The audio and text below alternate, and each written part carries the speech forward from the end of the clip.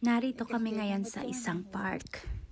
Ang ganda, tapos may surpresang bumungad sa amin. Isang peacock. Nako, sa carpet ko lang to nakikita.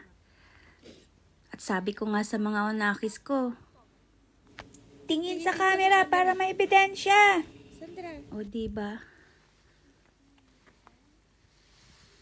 Palapit na sila.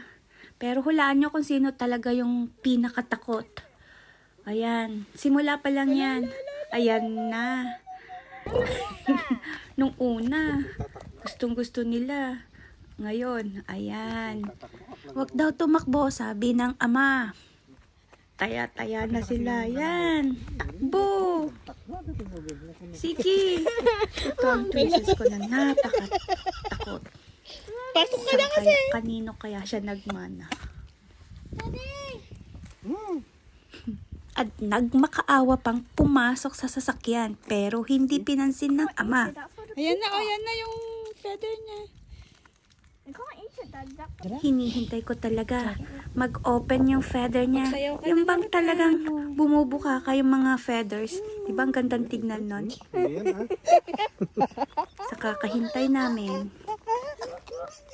Huwag kasing ano, kalak-laga rin doon. Akala nyo namin. Mommy, let's go inside the car. Akala nyo may ano kayo, huwag kayo ano. We go inside the car, please. Kaya nga si daddy na. Daddy! Ang ganda-ganda. Ayan, kilala niyo na ba kung sino yung pinakatakot?